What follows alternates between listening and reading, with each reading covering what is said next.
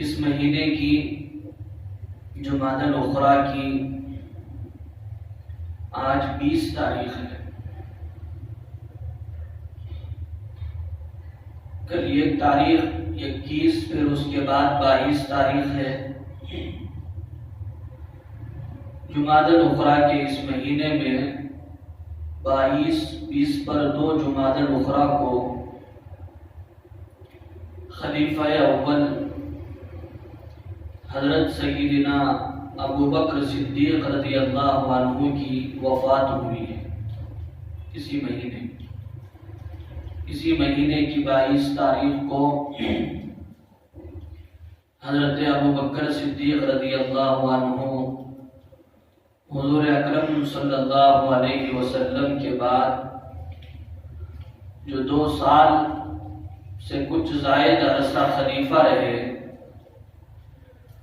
اور جس سبب کے اور جس ذریعے کی وجہ سے اللہ کے نبی علیہ السلام کی وفات ہوئی تھی، اسی سبب اور اسی ذریعے سے حضرت صدیق اکبر رضی اللہ عنہ کی بھی وفات ہوئی۔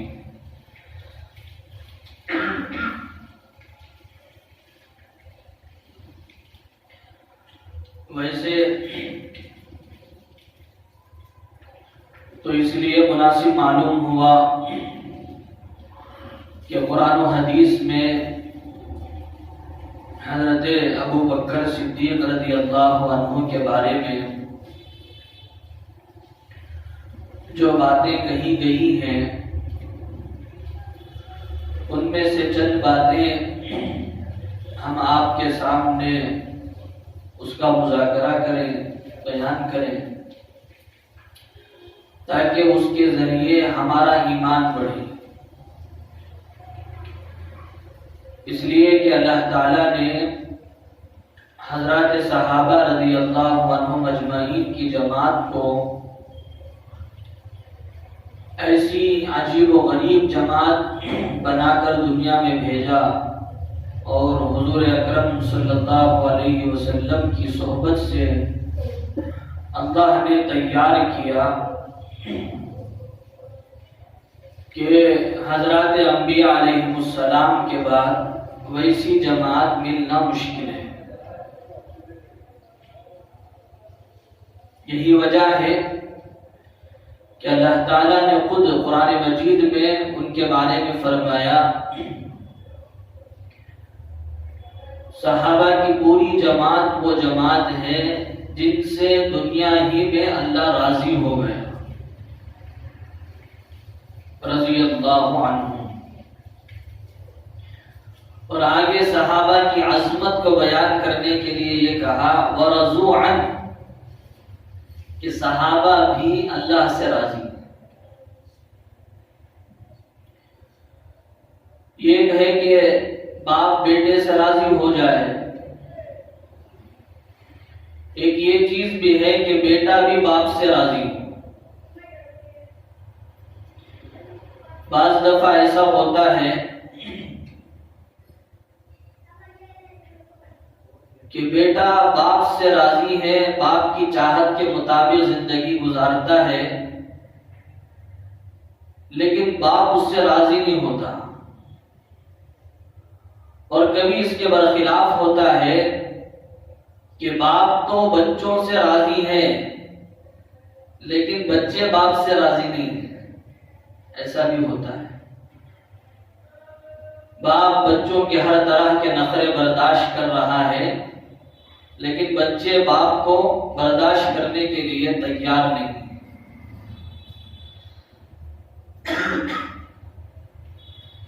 تو حضرات صحابہ رضی اللہ عنہم اجمعین نے جس طرح کی اور جس نوعیت کی زندگی گزاری ہے، اس سے اللہ تعالیٰ بھی ان سے راضی ہوئے، اور وہ خود بھی اللہ سے راضی ہوئے۔ رضامندی والی زندگی حضرات صحابہ گزار کر گئے، اور ایسی زندگی گزاری کہ آنے والی قیامت تک جتنے نسلیں انسانی ہیں، انسانوں کی نسلیں ہیں، اللہ تعالیٰ نے ان تمام کو خطاب کر کے یہ کہا فَإِنْ آمَنُوا بِمِثْلِ مَا آمَنْتُمْ بِهِ فَقَدِ اهْتَدَوْا، کہ اگر تم صحابہ جیسا ایمان لاتے ہو، جیسے صحابہ ایمان لائے، اولین مخاطب اگرچہ کہ کوئی بھی ہو،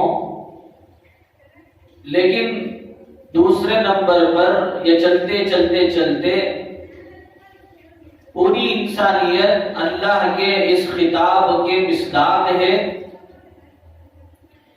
کہ اگر تم اللہ پر ایمان لانا چاہتے ہو تو اس طرح ایمان لاؤ جس طرح صحابہ لائے. بِمِثْلِ مَا آمَنْتُمْ بِهِ فَقَدِ اهْتَدَوْا، اور ان سے کہا جا رہا ہے،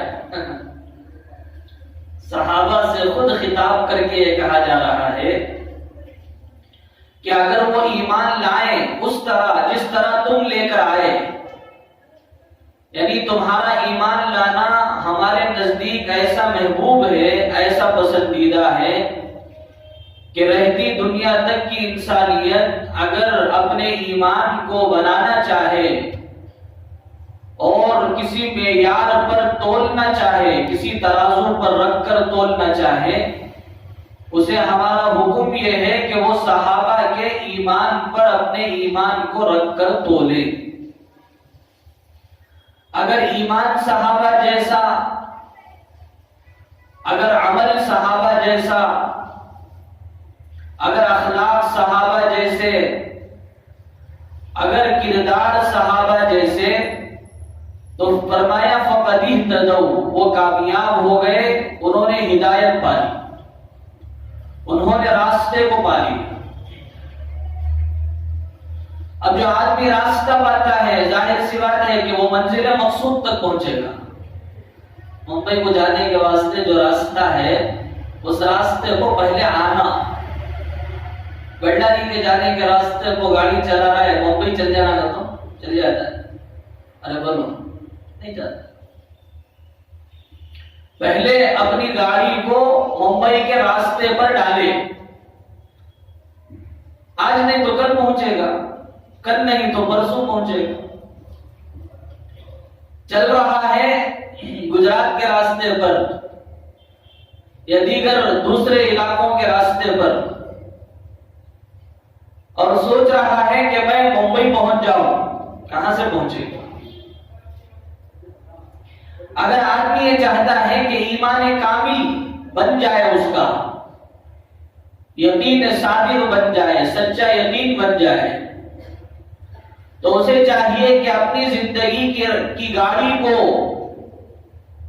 اس راستے پر ڈالے جس راستے پر صحابہ چلے.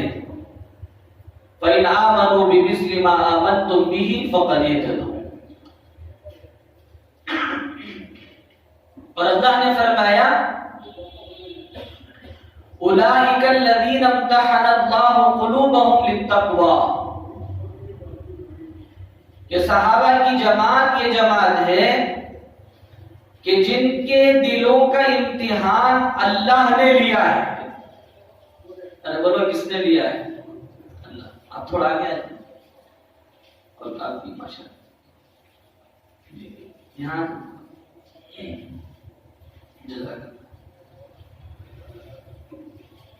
صحابہ کے دلوں کا امتحان کس نے لیا؟ اللہ نے. دل کا امتحان. اور کس اعتبار سے؟ تقوی کے اعتبار سے کہ اللہ کا ڈر کتنا ہے. تقوی کی ایک تعریف علماء نے یہ بیان کی ہے کہ جس کی اجتماعی اور جس کی انفرادی زندگی ایک ہو، وہ مجمع میں جیسے رہتا ہے وہ تنہائی میں بھی اسی طرح رہتا ہو، اسے کہتے ہیں تقوی.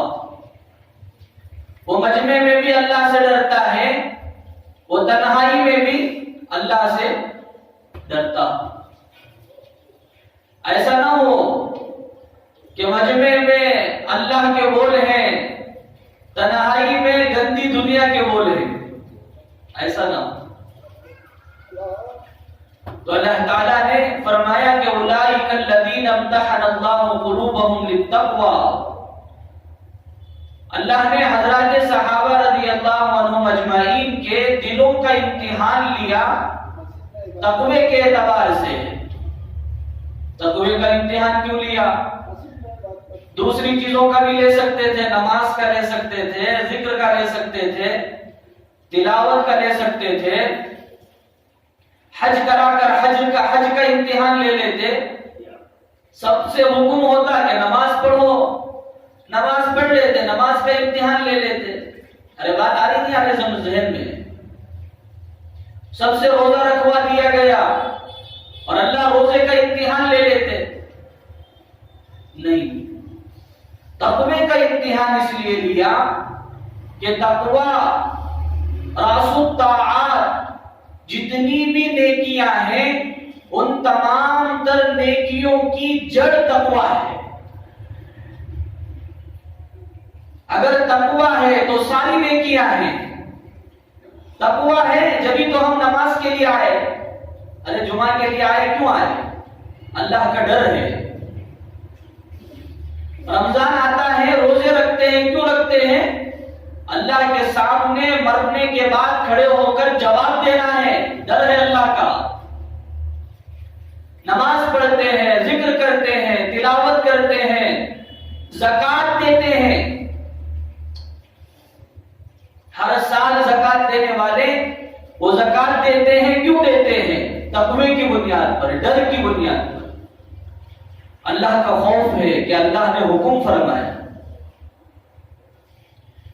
تو اللہ تعالیٰ نے حضرات صحابہ رضی اللہ عنہم اجمعین کے دلوں کا امتحان بحیثیت تقوی لیا، تو فرمایا کہ حضرات صحابہ سارے کے سارے کامیاب ہو گئے۔ کیا ہو گئے؟ کامیاب۔ اولئک هم المہتدون، یہ سارے کے سارے صحابہ وہ ہیں جنہیں اللہ نے ہدایت سے سرفراز فرمایا۔ ہدایت دنیا ہی میں ملی۔ اور ایک جگہ فرمایا وَكُلًّا وَعَدَ اللَّهُ الْحُسْنَى، کہ تمام صحابہ کے لیے اللہ تعالیٰ نے جنت کا وعدہ کر دیا ہے۔ صحابہ کے لیے، تمام صحابہ کے لیے اللہ نے جنت کا وعدہ کر دیا ہے۔ وَكُلًّا وَعَدَ اللَّهُ الْحُسْنَى۔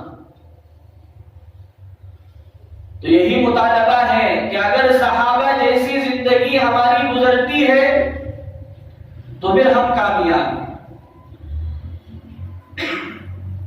اگر ہماری زندگی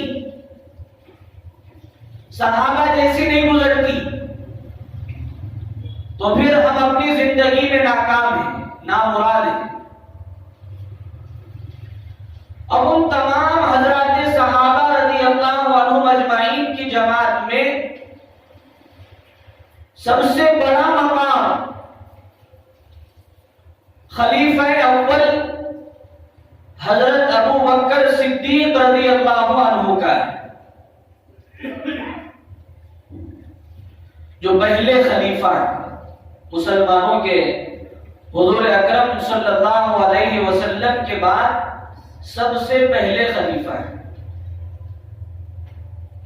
اور پوری امت کا اس پر اتفاق ہے، امت کے سمجھداروں کا، عقل مندوں کا، علم رکھنے والوں کا اس پر اتفاق ہے کہ حضرات انبیاء علیہم السلام کی جماعت کے بعد، 1.25 لاکھ نبیوں کی جماعت کے بعد کم و بیش سب سے بڑا مقام پوری انسانیت میں اگر کسی کا ہے تو بولو کس کا ہے؟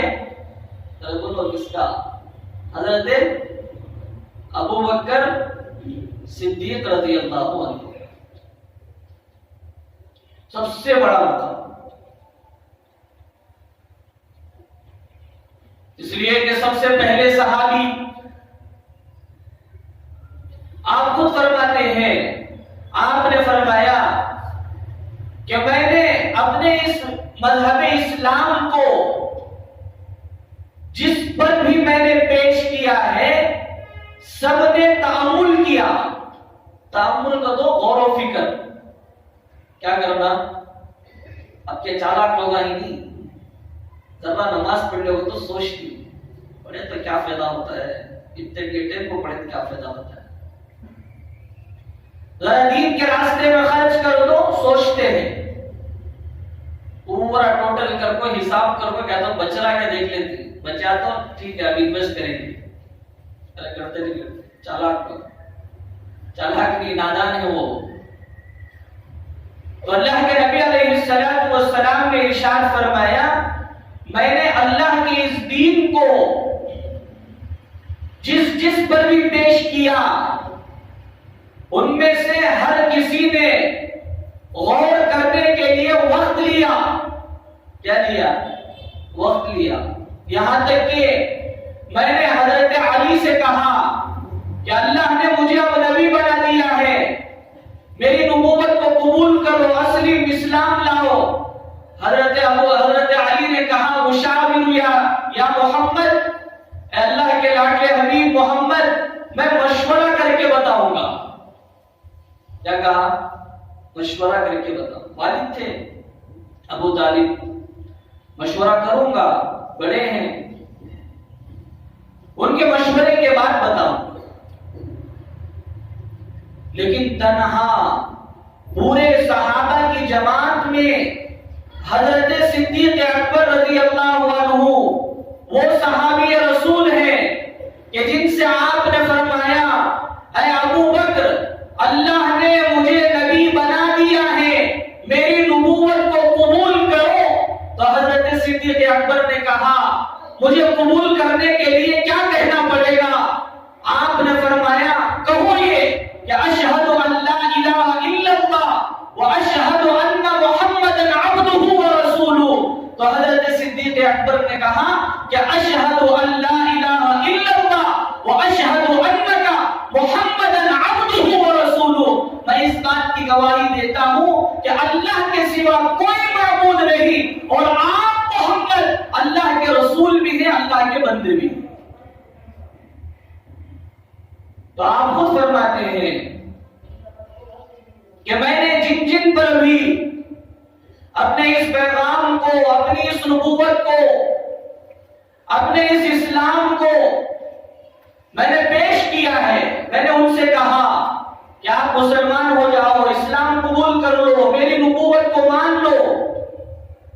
تو ان سب میں بغیر کسی سوچ و بچار کے ذرا سوچنے ٹائم دو, ذرا مشورہ کر لیتا ہوں, ذرا دن کے بعد بولتا ہوں, اللہ کے راستے میں نکلو, ذرا کچھ کو بولتا ہوں, ذرا سوچ کو بولتا ہوں. ارے بولتے نہیں بولتے, کئی صاحب ہی اٹھے بیٹھے نکل گئے تو شیطان رکاوٹیں ڈالتا ہے, منع کرتا ہے کہ کاروبار اچانک چھوڑ کے آ جائے. شیطان وہ تو رکاوٹ ڈالے گا ہی, دین کا کام ہے. تو تمام صحابہ میں حضرت ابو بکر صدیق رضی اللہ عنہ وہ صحابی رسول ہیں جنہوں نے بغیر کسی سوچ و بچار کے ادھر حضور نے فرمایا, ادھر حضرت صدیق اکبر نے قبول کر لیا بلا تأمل کے. اور پھر کیسی زندگی گزاری, حضور پر اپنا سب کچھ قربان کیا. ارے کیا نہیں کیا, ہم سنتے ہیں, بولتے ہیں. یہاں تک کہ اپنی زندگی ایسی گزاری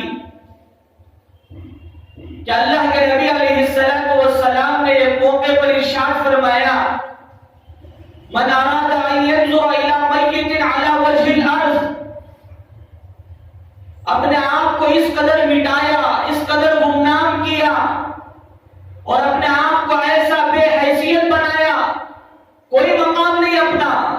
حالانکہ اللہ کے نزدیک کتنا بڑا مقام ہے, اللہ کے ہاں کتنی بڑی شان ہے, لیکن اپنی نگاہوں میں اپنا کوئی مقام نہیں.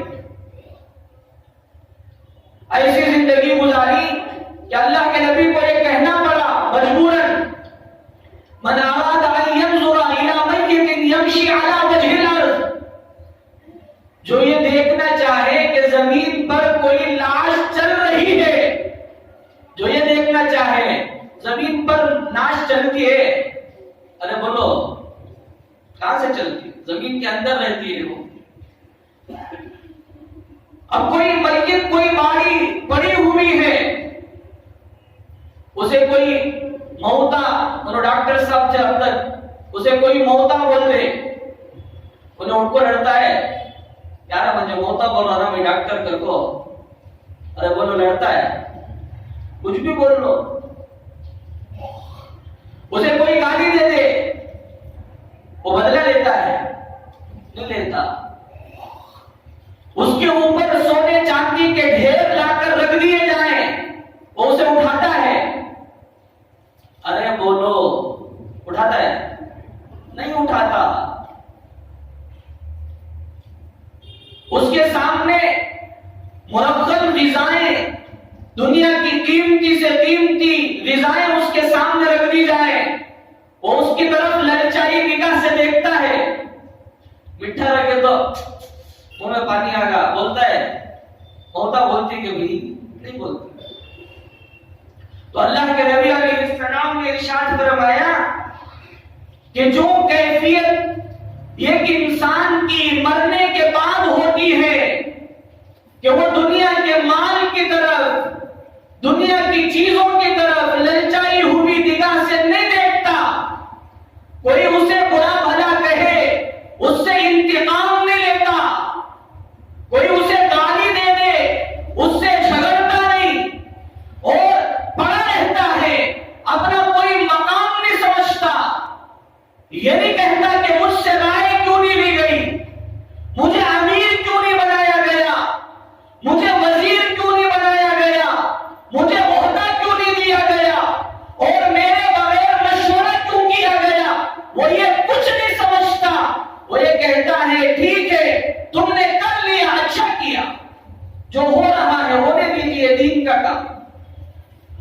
دنیا کی کسی بھی چیز کی طرف اس کی کوئی توجہ نہیں ہوتی۔ آپ نے فرمایا جو ایک میت کا حال ہوتا ہے کہ دنیا کی کسی چیز کی طرف اس کی کوئی توجہ نہیں، اس کی توجہ تو اللہ کی طرف ہے کہ اللہ میرے ساتھ اپنی گزری ہوئی زندگی کا کیا فیصلہ کریں گے۔ یہی حال دنیا میں حضرت صدیق اکبر کا ہو گیا تھا۔ یہ اتنا آسان نہیں ہے۔ آپ نے فرمایا فَلْيَنْظُرْ إِلَى ابْنِ أَبِي قُحَافَةَ، جو کسی زندہ لاش کو دیکھنا چاہے کہ وہ زمین پر چل رہی ہے، اسے چاہیے کہ وہ ابو بکر کو دیکھ لے۔ پھر فرمایا یا ابا بکر انت رفیق فی الغار ورفیق علی الحوض۔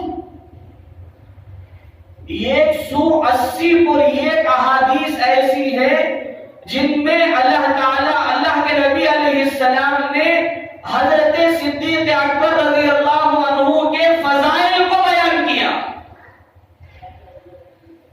کس کے؟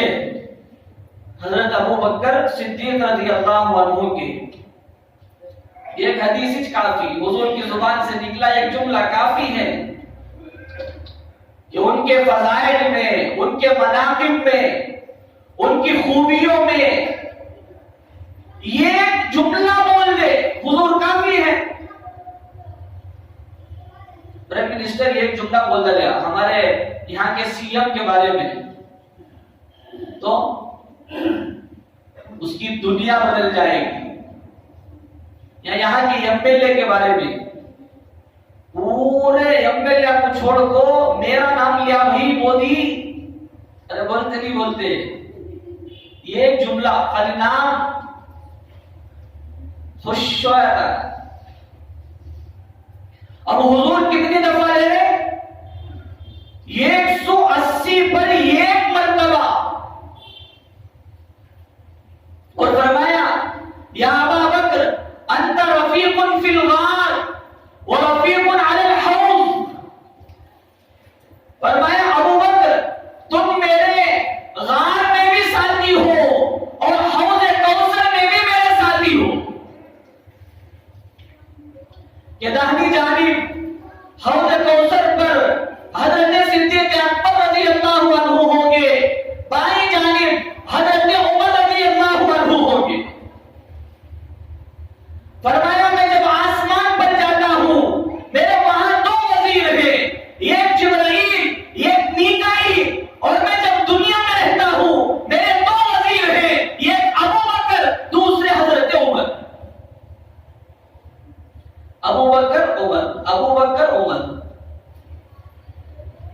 لیکن حضرت ابو بکر رضی اللہ عنہ کے بارے میں فرمایا انت رفیق فی الغار و رفیق علی الحوض، کہ جب میں غار ثور جاؤں گا ہجرت کرنے کے زمانے میں، ہجرت کرتے ہوئے مدینے کو جاتے ہوئے جب میں ہجرت کروں گا اس غار میں میرے ساتھ رہنے والے صدیق اکبر تم رہو گے۔ حضرت صدیق اکبر کا مقام کہ جب ہجرت کے لیے حضور اکرم صلی اللہ علیہ وسلم چلے ہیں تو دوپہر میں آ کر حضرت صدیق اکبر کے گھر آپ نے کہا کہ اللہ تعالیٰ نے تمام صحابہ میں تمہارا انتخاب کیا ہے، تم کو سلیکٹ کیا ہے اور میرے ساتھ سفر میں تم کو چلنا ہے، سفر میں ساتھ چلنا ہے۔ حضرت علی داماد ہیں، حضرت علی رضی اللہ عنہ وہ بھی ساتھ چلنا چاہتے تھے۔ حضرت علی سے حضور نے کہا کہ میری کچھ امانتیں ہیں، اللہ جزائے خیر عطا فرمائے۔ علماء کو عجیب نقطہ بیان کیا کہ حضرت علی رضی اللہ عنہ کو اللہ کے نبی علیہ السلام نے کہا کہ میری کچھ امانتیں ہیں، ان امانتوں کو ان کفار کے حوالے، ان میں کچھ مسلمانوں کی بھی ہیں کچھ غیروں کی بھی ہیں، ان کی امانتیں تم اپنے پاس رکھو، ان کی امانتیں ان کو واپس کر کے تم چلے آنا۔ حضرت علماء نے بیان کیا حضور نے اپنی امانتیں حضرت علی کے حوالے کی اور اللہ نے اپنی امانت حضرت صدیق اکبر کے حوالے کی کہ میری امانت کو تم لے کر جاؤ۔ اور جب چلے حضرت صدیق اکبر رضی اللہ عنہ ہجرت کے سفر میں، کبھی دائیں، ارے ایک طرف سے چلے، چلتے گئے چلتے چلتے اچانک دائیں آ گئے، چل رہے ہیں چلتے چلتے اچانک بائیں آ گئے، چلتے چلتے اچانک سامنے آ گئے، پھر چلے تھوڑی دیر، چند قدموں چلنے کے بعد چند قدم پھر پیچھے آ گئے، چاروں جانب چل رہے ہیں۔ حضور نے پوچھا ابا بکر کیا ہو گیا؟ ایک طرف سے چلو، کبھی دائیں چلتے ہو، کبھی بائیں چلتے ہو، کبھی آگے چلتے ہو، کبھی پیچھے چلتے ہو، کیا بات ہے؟ حضرت صدیق اکبر نے کہا حضور اگر آپ کا حکم ہو تو ایک ہی جانب چلوں، لیکن میں اپنی عقل کی بنیاد پر اس وقت چل رہا ہوں۔ کیوں؟ اس لیے یا نبی اللہ، جب میں آپ کے ساتھ چلتا ہوں مجھے آپ کے دائیں طرف سے کسی دشمن کا خوف ہوتا ہے، میں دائیں طرف آ جاتا ہوں، جب بائیں طرف سے دشمن کا خوف ہوتا ہے میں بائیں طرف آ جاتا ہوں، جب آگے سے سامنے سے مجھے کسی دشمن کا خوف ہوتا ہے میں آپ کے سامنے آ جاتا ہوں، جب پیچھے سے دشمن کا خوف ہوتا ہے میں پیچھے آ جاتا ہوں۔ اس لیے کہ اللہ نے اللہ کی امانت کو آج میرے حوالے کیا ہے۔ کس کے حوالے؟ ارے بولو، کس کے حوالے؟ حضرت صدیق اکبر رضی اللہ عنہ کے۔ ہجرت کے لیے چلے، ایک موقع ایسا آیا، فتح مکہ کا موقع، آپ سب جانتے ہیں اچھی طرح کہ فتح مکہ کے موقع پر خانہ کعبہ کے اندر جو 360 بت رکھے ہوئے تھے ان کو نکالنے کا حکم دیا داماد کو، حضرت علی رضی اللہ عنہ کو۔ یہ کہا کہ علی یہ سارے نکال لو۔ پھر نکالتے حضرت علی رضی اللہ عنہ کے ہاتھ وہ بت نہ لگے جو اوپر تھے، بلندی پر تھے، ذرا ہائٹ میں تھے، وہ ہاتھ نہیں لگے۔ اللہ کے نبی علیہ السلام سے حضرت علی نے کہا اے اللہ کے نبی آپ میرے اوپر سوار ہو جائیے، میں کندھے پر آپ کو اٹھا لوں گا، میں کھڑا ہو جاؤں گا، آپ اپنے ہاتھ سے ان اوپر کے بتوں کو نکال لیجیے۔ اللہ کے نبی علیہ السلام کا وہ جملہ کہ آپ نے فرمایا یا علی، اے علی لا تحمل ثقل النبوہ، اے علی میں تنہا محمد نہیں ہوں، میرے ساتھ اللہ کی جو بڑی نسبت نبوت کی ہے وہ نبوت کی نسبت میرے ساتھ جڑی ہوئی ہے۔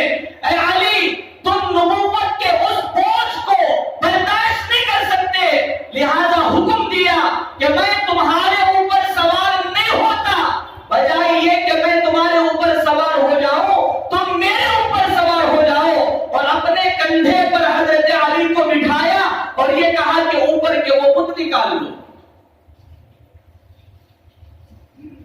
لیکن دوسرے مقام پر جب غار ثور میں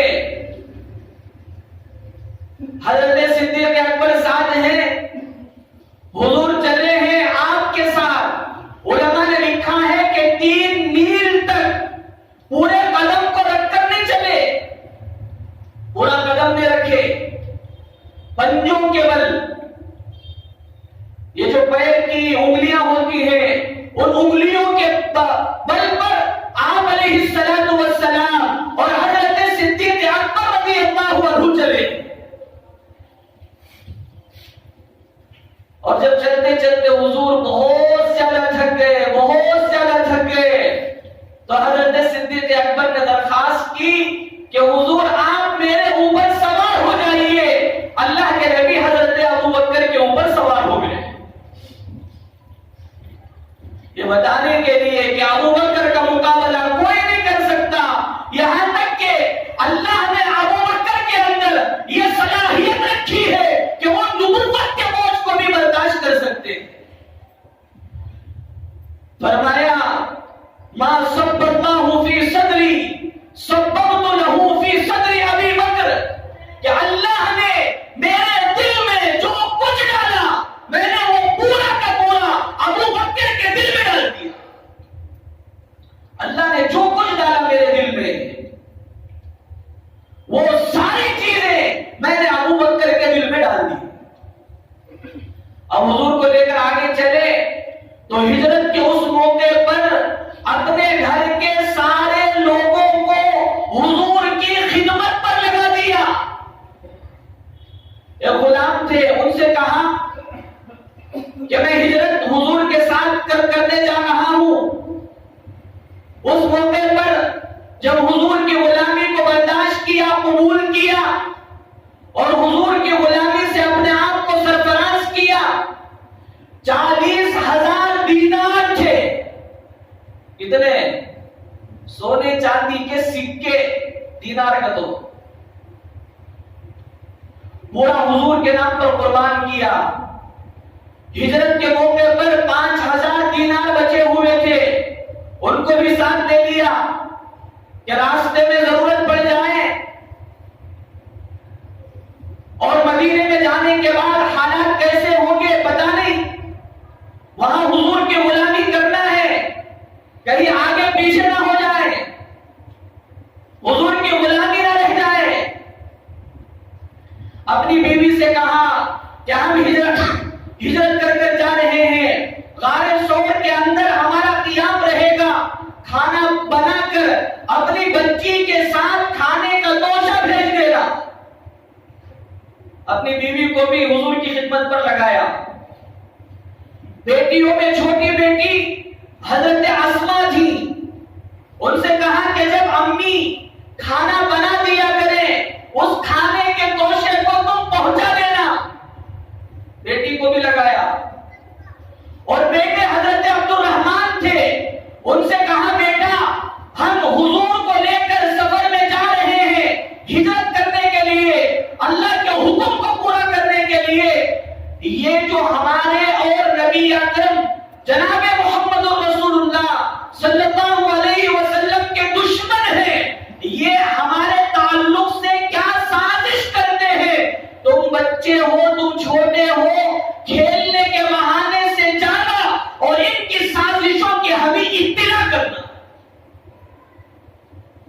بیٹا بھی لگایا، بیٹی بھی لگایا، اور بیوی کو بھی حضور کی خدمت پر لگایا۔ غلام تھے، اس غلام سے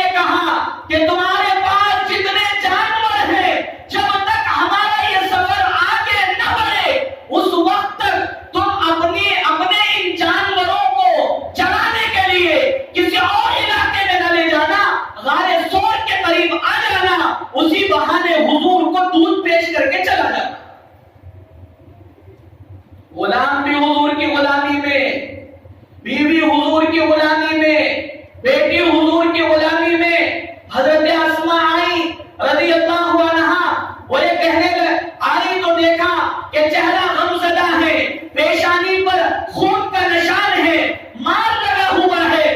حضرت ابو بکر کی بیٹی ہے، بیٹی کو دیکھا، حضرت ابو بکر کا چہرہ بھی غمزدہ ہو گیا۔ اللہ کے نبی علیہ السلام نے حضرت اسماء سے پوچھا جو حضرت صدیق اکبر کی بیٹی ہے، بیٹی کیا ہوا تمہارے ساتھ، یہ زخم کیسا، اور یہ تمہارے چہرے پر غمزدہ حالت غمگینی کیسی ہے؟ تو حضرت اسماء نے کہا، اے اللہ کے لاڈلے محبوب، جب میں آپ کے لیے کھانا لا رہی تھی، میں پوری روایت آپ کو سناتی ہوں، ابو جہل راستے میں اس نے مجھے پکڑ لیا اور وہ یہ کہنے لگا کہ تم بچی ہو، تم اپنے گھر کے حالت کو، ابو بکر تمہارے والد کو اور ان کے آقا محمد رسول اللہ کو تم جانتی ہو، سچ سچ بتاؤ ورنہ تمہیں چھوڑوں گا نہیں۔ پکڑ لیا مجھے، میں نے کہا میں اپنی جان تو تیرے حوالے کر سکتی ہوں، محمد رسول اللہ کے راستے کا پتہ تیرے حوالے نہیں کر سکتی، تو اس راستے پر میں نہیں بتا سکتی۔ حتیٰ کہ مجھے اس نے بہت ہلایا، حرکت دی، ڈانٹا، بہت ڈرایا، بہت دھمکایا، یہ کہا کہ بتا دے ورنہ تیری خیر نہیں، تجھے چھوڑوں گا نہیں۔ حتیٰ کہ ڈانٹتے ڈانٹتے میں جب اپنی ضد پر رہی، میں جب اپنی اس بات پر رہی کہ چاہے میری جان لے لے میں تجھے حضور کا پتہ نہیں بتاؤں گی، تو اس نے مجھے زور سے تماچا مارا، جس کی وجہ سے میں نیچے گری، وہاں پتھر تھا، میری پیشانی پتھر پر لگی اور میری پیشانی سے خون بہنے لگا۔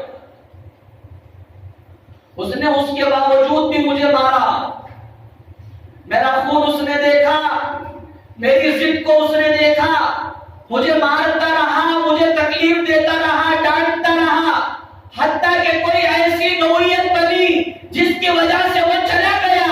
اے اللہ کے نبی، میں نے تکلیف کو برداشت کر لیا ہے۔ بچی اپنی معصوم زبان سے یہ کہے کہ اے اللہ کے نبی، میں نے آپ کے خاطر مار تو برداشت کر لیا، آپ اطمینان رکھیے، میں نے آپ کا پتہ نہیں بتایا، اپنے والد کا پتہ نہیں بتایا۔ تو حضرت صدیق اکبر کی طرف دیکھ کر حضور نے فرمایا، اے ابو بکر، میں نے اپنے تمام صحابہ کے اور جن جن لوگوں نے دنیا میں مجھ پر احسان کیا تھا، میں نے سب کے احسان کا بدلہ چکا دیا، مگر تیرے احسان کا بدلہ قیامت میں اللہ چکائے گا۔ کون چکائے گا؟ اللہ چکائے گا۔ تو یہ زندگی حضرت صدیق اکبر رضی اللہ عنہ کی۔ حضرت عائشہ رضی اللہ عنہ رات میں آرام کر رہی تھی، آرام کرتے کرتے کرتے آنکھ کھلی، بیدار ہوئی، آسمان کے ستاروں کی طرف دیکھا۔ حضرت عائشہ نے پوچھا، یا نبی اللہ، اللہ کے محبوب، یہ جو آسمان کے ستارے ہیں انگنت، انہیں کوئی گن نہیں سکتا، کوئی شمار نہیں کر سکتا، اتنی نیکیاں کسی کی ہو سکتی ہے؟ ارے کیا سوال کیا؟ سوال یہ کیا کہ یہ جو آسمان کے اتنے ستارے انگنت، لا تعد ولا تحصى، جنہیں شمار نہیں کر سکتے، گن نہیں سکتے، کتنے ہیں؟ اللہ کے نبی، اتنی نیکیاں کسی کی ہو سکتی ہیں؟ اللہ کے نبی نے فرمایا کہ عمر کی نیکیاں ہیں۔ کس کی نیکیاں؟ بیٹی تو بیٹی ہے، چہرہ غمزدہ ہو گیا، کیا کبھی ابو بکر ابو بکر ابو بکر کے گن گانے والے آج عمر بول دیے۔ تو حضرت عائشہ کی اس غمزدہ حالت کو اور اس چہرے کے تغیر کو دیکھ کر آپ نے فرمایا، اے عائشہ تم بولتی ہو یا میں بولوں؟ آپ نے، حضرت عائشہ نے کہا آپ بھی بولیے۔ بول تو دیا ہے، میاں بیوی کا تعلق تھا، بول تو دیا ہے، بولیے، دوبارہ بول دیجئے۔ کہا تم اس لیے غمزدہ ہوئی اور تمہارے چہرے کے اثر رنگ میں فرق اس لیے پڑا کہ میں نے ابو بکر کا نام نہیں لیا۔ سنو، میں کہتا ہوں، میں نے عمر سے متعلق جو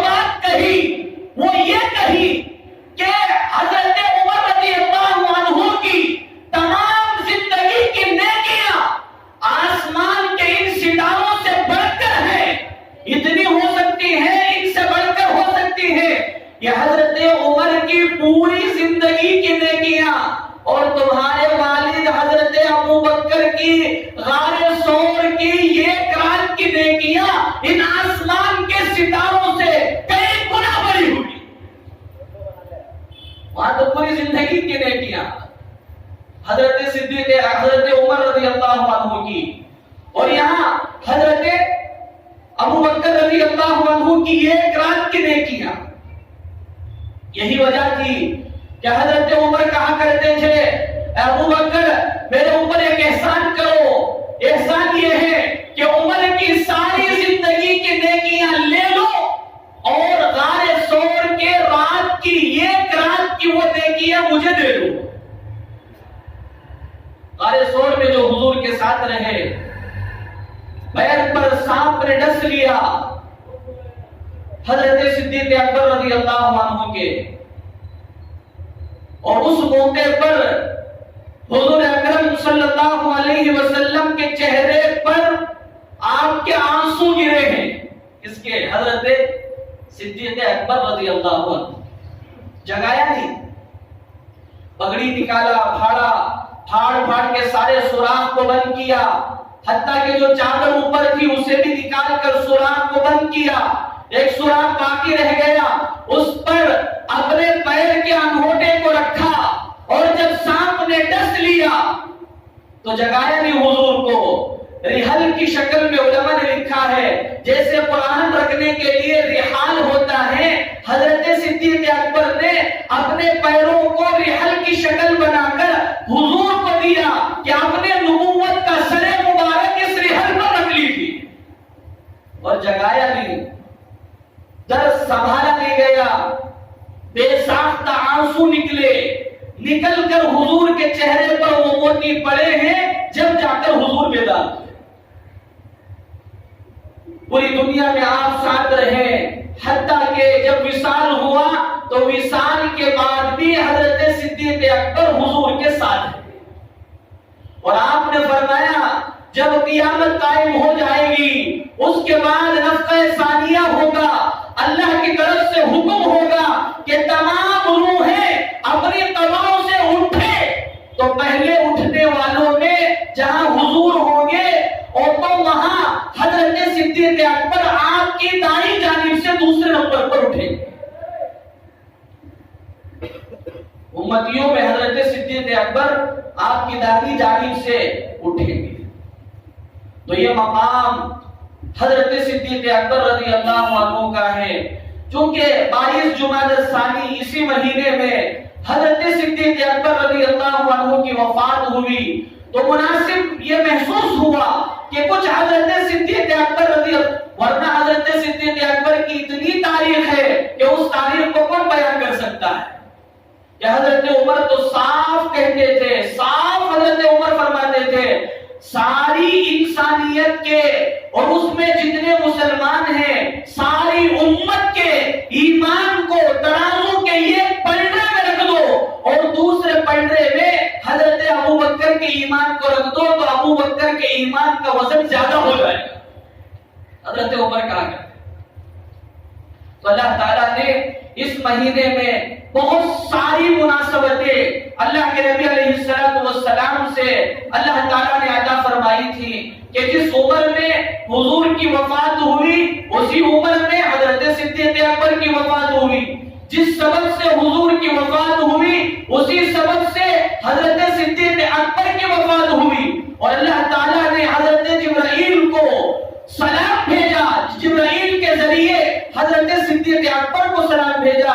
ایسی شان والے حضرت صدیق اکبر رضی اللہ عنہ اس مہینے کی 22 جمادی الثانی قمری تاریخ کے حساب سے 20/2 تاریخ کو جو آئندہ پرسوں آنے والی تاریخ ہے اس میں حضرت کا انتقال ہوا. ہمارے ذمہ ہے کہ اس تاریخ کو سامنے رکھ کر اپنی زندگی کو ان کے مطابق بنانے کی کوشش کریں. کون کون کریں گے بولو؟ ارے سب کریں گے انشاءاللہ. ماشاء اللہ سب کو قبول فرمائے. کیسی زندگی حضرت صدیق اکبر تھی. ایک جملہ بول کے ختم کرتا ہوں کہ جب مدینے کو گئے حضرت صدیق اکبر اور حضور صلی اللہ علیہ وسلم ہجرت کے اس سفر کو پورا کر کے مدینے والوں کو یہ فرق کرنا مشکل ہو گیا کہ حضور کون ہے، حضور کے غلام کون ہے، حضور کون ہے اور حضور کے غلام حضرت صدیق اکبر کون ہے، مدینے والوں کو فرق کرنا مشکل ہو گیا۔ پھر جب سورج کی تپش آئی اور آسمان بادلوں نے حضور پر سایہ کیا، حضور پر سایہ کیا بادلوں نے، حضرت صدیق اکبر پر نہیں ہوا، اور حضرت صدیق اکبر اپنے آپ کو ہٹا لیے، بازو ہو گئے، تو جب جا کر مدینے والوں نے پہچانا کہ یہ نبی ہے اور یہ نبی کے یہ غلام ہے۔ ایسی زندگی، چلنے کا انداز بھی حضور کی طرح، بولنے کا انداز بھی حضور کی طرح، داڑھی حضور کی طرح، لباس حضور کی طرح، اخلاق حضور کی طرح، کردار حضور کی طرح، اور لین دین حضور کی طرح، معاملات حضور کی طرح، ہر چیز کو حضور کی طرح اس طرح ڈھالا تھا کہ پھر مدینے والوں کو شک ہو گیا کہ حضور کون ہے، حضور کے غلام کون ہے۔ آج ہم بھی عاشق رسول ہیں، آج ہم بھی حضور کے ماننے والے ہیں، ارے ہے نہیں ہے، سب ماننے والے ہیں۔ آج ہم بتائیں کہ ہماری زندگیاں حضور سے کتنی میل کھاتی ہیں، حضور کے طریقوں پر کتنی ہیں۔ ہمارا لباس ہم دیکھیں، ہمارے چہرے ہم دیکھیں، ہمارا لین دین ہم دیکھیں، ہماری گفتار کو ہم دیکھیں، ہمارے کردار کو ہم دیکھیں، تو سب بنائیں گے انشاءاللہ۔ اور سب بولو ماشاء اللہ، سب کو قبول فرمائے، آمین، وآخر دعوانا الحمدللہ رب العالمین۔